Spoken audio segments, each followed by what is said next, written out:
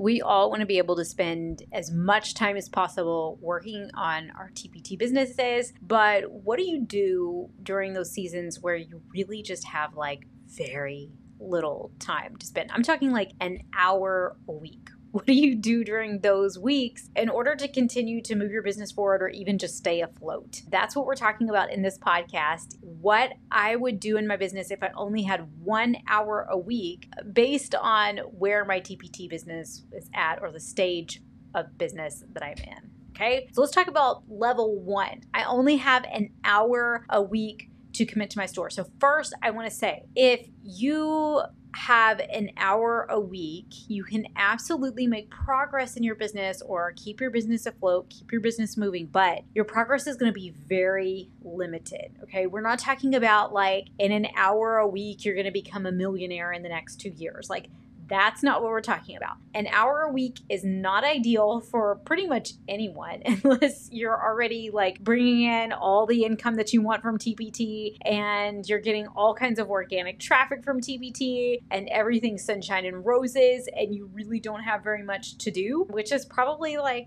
not you if you're listening to this podcast, because why would you be spending time if you've already got everything in the universe is already working for you, right? But if that's not you, right, you're like the rest of us out here, maybe there are seasons that you go through where life is just really busy.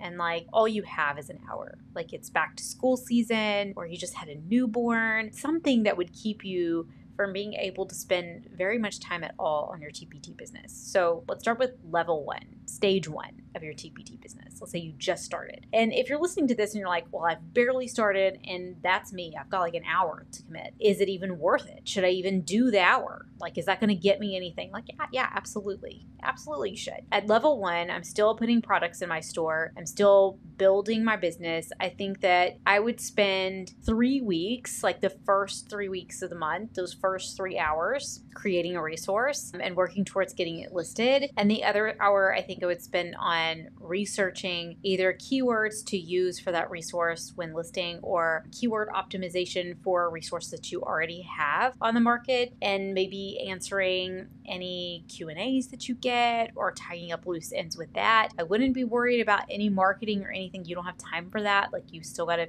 put resources in your store. And I think that I would focus specifically on creating resources that don't take a lot of time to make. And yeah, they're probably not going to sell as well for you, but if you only have an hour a week and you have a product that takes like 10, 12 hours to make, I mean, that's like 3 months worth of work just to get the thing listed. So I think that I would focus on creating resources that you can turn out by volume. Like, if I could make a small resource that would only be $1 or $2, but I could get it created in an hour, then that 4th week, I could optimize that resource as best as I could, or those 3 resources as best as I could, and try to get those listed. And I could get 3 listings versus I feel like that's a better use of time versus spending 3 months creating 1 product. I'd rather create 9 products. So yeah, I think that that's what I would do for the season of time. Again, should be a season where I only have an hour. Stage 1 of your business, you're still growing it. You're still putting products in your store. I'd be listening to podcasts on my way to work to learn about search engine optimization, product covers, things like that. I'd be watching YouTube videos and soaking in all the knowledge and information on product creation, SEO, previews, covers, product descriptions, all the things that have to do with creating and listing the product. Nothing else, not email marketing, not social media marketing, because you don't have time for that. But watching a YouTube video while you cook dinner or watching YouTube video while you take a bath. I've done that.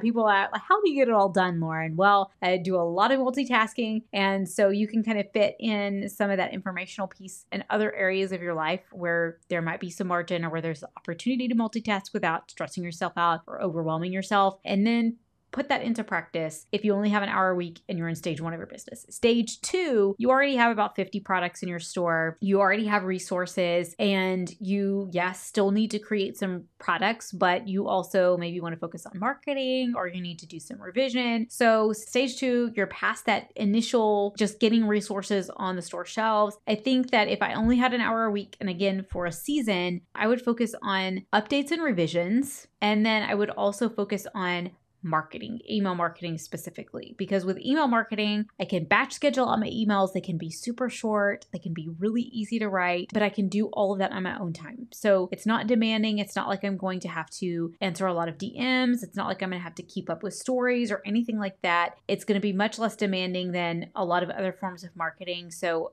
email marketing is definitely the way to go if I have really limited time. So I would focus on product revisions, updating SEO, updating covers, updating previews for those resources that are already on the market to optimize them as best as I can in those small pockets of time. So I can sit down in an hour, I can conduct keyword research for 2 different resources or 3 different resources, and I can update the SEO for those resources. Then maybe the next week I spend some time updating some covers or updating some previews. And then the next week, maybe I spend that hour and I batch out 3 or 4 emails for the coming up weeks. And then maybe in week 4, I'm creating a landing page or an email opt-in or doing something to hopefully help get more people to join my email list. So it's been half of my time working on marketing, half of my time working on product revision. And you notice that I didn't say split it like that week, like split the hour up. I would do a solid hour focusing on one task, no matter what stage you're in. I wouldn't be splitting that hour up. I would just be focusing on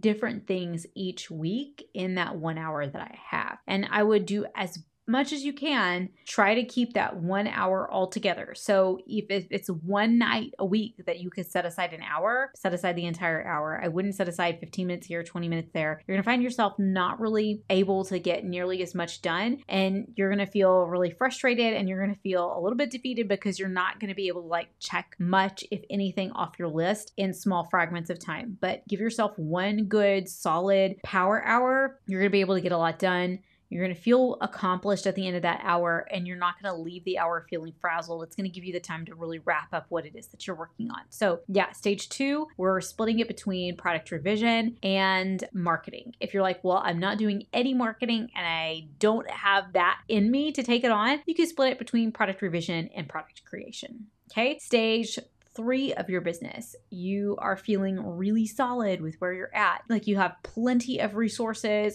for marketing. I would spend half my time, so 2 hours out of the 4, I would spend on product revisions, and then 2 out of the 4 hours I would spend on marketing. So yeah, marketing and product revisions. Same thing as the previous stage, but just would not include product creation in there at all. If your store is already full, you already have the resources that you need to market, wouldn't focus on product creation. If you're in stage 4 of your business, where you're like, you know what, my resources are doing pretty well. Yeah, there are some that could use some revision, some that could use some tweaking, but honestly, overall, things are going pretty well. I would focus solely on marketing. That's the only thing that I would do. And it would specifically be, surprise, surprise, email marketing. And so I would spend probably 2 of those hours really writing out thoughtful sales emails for the month, maybe doing 6 total emails, 1 a week. And then every other week they would get an additional email. And so I would batch out 6 emails in those first 2 hours. And then the next 2 hours, I would be working on ways to drive traffic to get people on my email list, whether that's through Facebook ads or blog posts or pins on Pinterest, whatever it is, I would be working on finding ways to get traffic to my lead magnet. If all I had was 4 hours a month, then I'd be spending all 4 hours, in the stage of business that I'm in right now, all 4 hours goes to email marketing. In fact, email marketing is one of the only things that I still do completely on my own for my TpT, my math business. I pretty much just do the email marketing. For the most part, somebody else creates all the resources, creates all my covers, creates all my previews, uploads them to TpT. And I do need to go in and do some product revision. I do need to do that. But right now, time is really short. And so email marketing is one of the biggest, yields the highest return on investment. And so that's why I focus on that. If you're like, well, I don't do email marketing, some of this doesn't really apply to me, really getting to the end of this and you're thinking, well, I feel like some of this doesn't really apply to me. I want you to consider what we've just talked about here. No matter what stage of business you're in, we're really just kind of focusing on wherever you're at in your TpT journey, you're focusing on the things that are going to give you the greatest return on your investment for time. So in the very beginning, your greatest return on investment is going to be product creation. after you've gotten those resources in your store, one of the greatest return on investment that you can get is going to be marketing your resources and optimizing your resources for TpT search and optimizing them for conversion. So really at whatever stage you're at, you're just focusing on those tasks that give you the greatest return on your investment. So take inventory. If you are in a stage where things are getting really busy, or you're having to focus on other areas of your business, or family life is hectic, or work is hectic, school life is hectic, whatever it is, take inventory of the things that are giving you the greatest return on your time investment and focus on those things only. The rest of the stuff, it'll all be okay if it goes away. I promise you. I don't really do Instagram or social media anymore for really any of my business ventures. I mean, I have them and every now and then I'll pop on, but I don't really do much for them. And it's been okay. In fact, it's been more than okay. It's freed up so much of my time and my business has continued to grow without them. So if you are limited on time, then focus on those things that are going to make you money, and the rest of it, just let it go. It'll keep for another day. Thanks so much for being here, you guys. If you want to learn more, you can check out the rest of my videos on my channel. Make sure and hit the subscribe button so that you don't miss any future videos. I put out content every single week to help teacher entrepreneurs and TpT sellers grow their businesses. Thanks so much for being here, and I'm going to see you in the next video.